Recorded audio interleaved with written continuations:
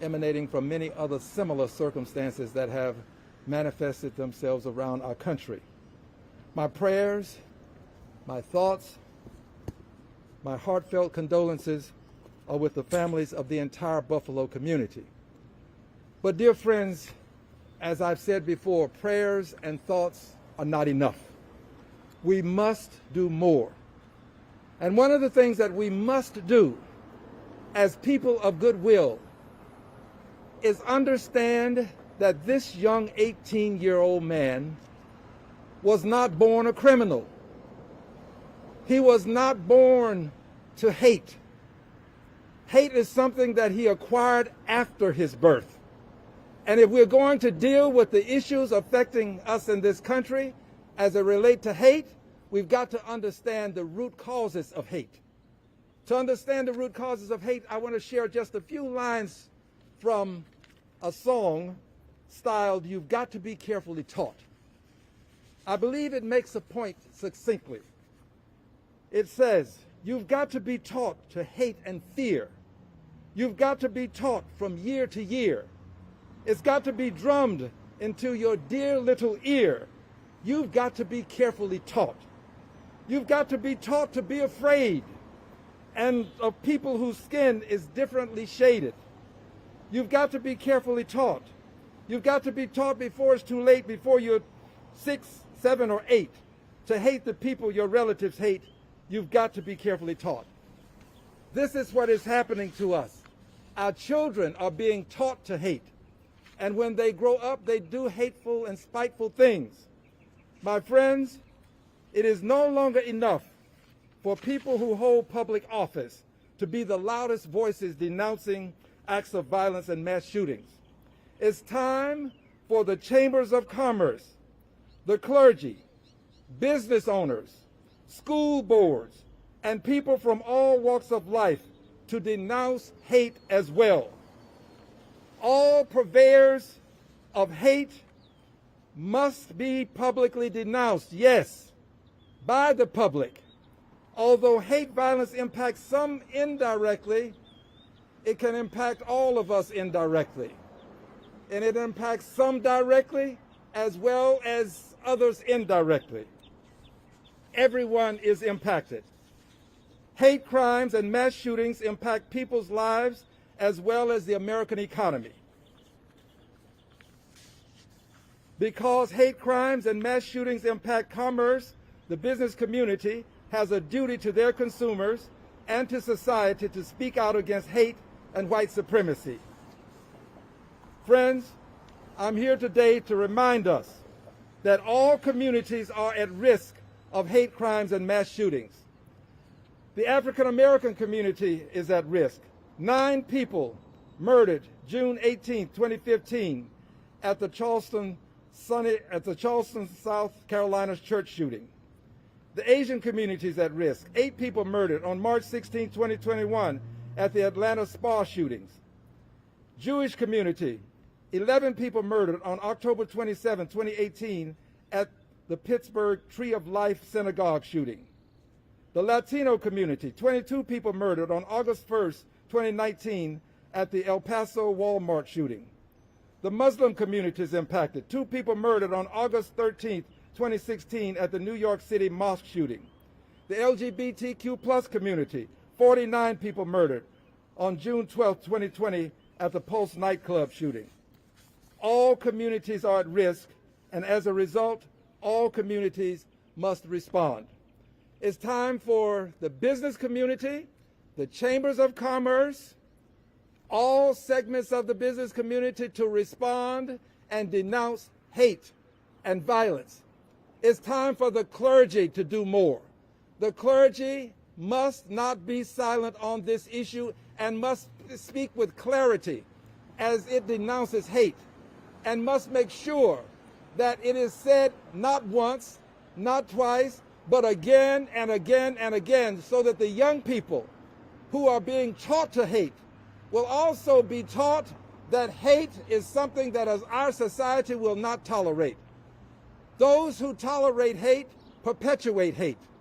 It's got to be a societal response to an issue that impacts all of society. We've all a role to play in eliminating hate. It's no longer just the duty of those who hold public trust. It's everyone's duty, but more specifically, it impacts commerce. And because it impacts commerce, the business community has an outsized role. The business community has to understand that if it does not act, fewer people are going to go out as regular as they could or should. People will start to stay at home. This will impact the revenue that businesses count on to stay in business. This will in turn impact the jobs and people who are employed. This will in turn impact the commerce, because when people lose their jobs, they don't have as much to spend. This is about the American economy, but it's also, most importantly, about American lives being lost to hate. And remember, this young man was not born a murderer. He was not born a person to hate to the extent that he did. It's got to be taught, and we have to teach people that hate has no place in our society. I welcome your questions. What's next? You know, it's almost kind of sad that it takes one of these tragedies to happen for us to then bring up these conversations. Maybe just speak into the need to keeping this conversation going and action that needs to be taken so that we're not backtracking every time there's a tragedy. The business community has got to step up. The next thing that should happen, in my opinion, would be for the Houston Partnership in downtown Houston to hold a meeting and decide that they are going to go on record as being opposed to this violence, this white supremacy that we see in our country all too often. And the business community has to have a program itself to deal with hate. Hate cannot become the province of those who dwell in Washington, D.C. as representatives only.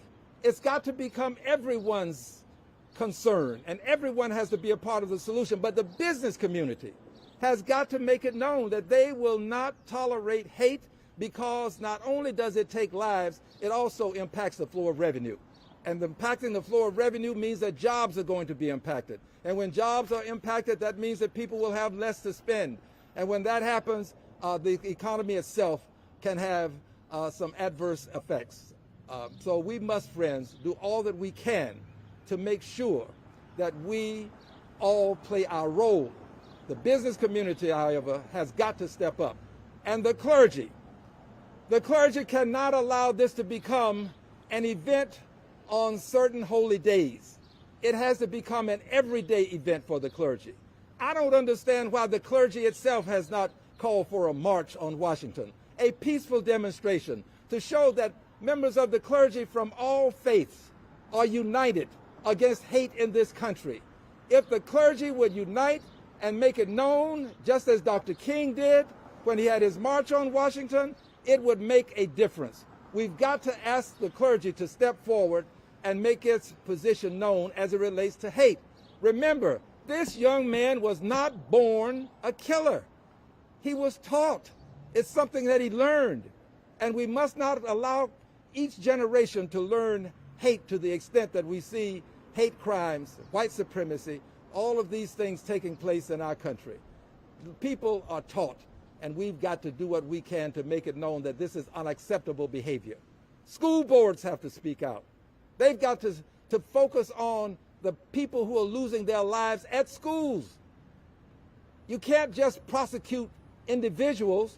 We've got to prosecute the hate itself. And to do that, to prosecute the hate, we've got to make sure everybody's engaged. This is a call to action for everyone. If you're not on a Chamber of Commerce board, then contact your Chamber of Commerce. If you're not a minister, a part of the clergy, then talk to your minister or the person who represents you in the clergy. Talk to them and get them to get involved. Congressman, just so I can have a better understanding, this is me just digesting information, your stance with the business owners and community, that this young man walked into a random grocery store. Are you saying that businesses need to kind of put more of the, the red light, that people that are not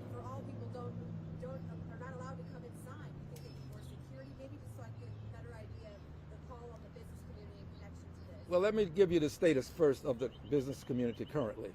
Currently, we're out in a public space. The business community would not want us to have this such that a sign of a given business community would be displayed. That's why we chose this venue. They don't want that. They don't want to be associated with crime.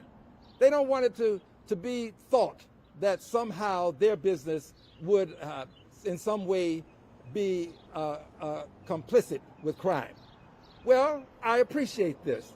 But what is happening is that there is a certain amount of complicity when you don't stand up, when you don't announce your position. Everybody's got to take a position. And the business community has got to let people know that they will not tolerate hate as well. Just talking about it will mean something to people. Having corporations have business plans that include the elimination of hate. We've got to make sure that the business community speaks out loudly. The Chamber of Commerce, the partnership in Houston, Texas, should make a statement about this. I notice that businesses, too often, they simply are in business to receive revenue, hire people. That's good. But now it's to the point that people who come into places of business are being murdered. Businesses have a responsibility to let the world know where they stand on this issue. This young man was not born a killer. This is something that he learned. And we've got to let society know that we won't tolerate hate. Those who tolerate it, perpetuate it. You've got to be taught.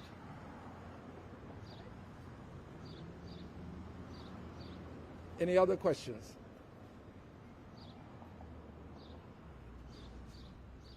If there are no other questions, I'll just close with this, friends. I frequent many stores myself, and I have been approached by people who have said to me that they are becoming more frightened about going out for good reasons, just to buy food, clothing, to do the things that will have people acquire the necessities of life. People are concerned and they're afraid. At some point, there will be a break. We need to act before there is a break. So I'm appealing to the clergy. Make your position known. Appealing to the business community. Publish your position on white supremacy. Say that white supremacy is unacceptable. Say it. Some people seem to think that the white supremacists in this country are a part of some sort of clientele that they have to cater to by not denouncing them. White supremacists aren't welcome. I was in a church this morning, and out in front of the church they have a sign that says, "No guns allowed." In my lifetime, I never thought I'd see such things, but they're here. And the church has to step forward by and through the clergy. I thank you, and I hope that people will understand that this is a message intended for people of goodwill to act responsibly.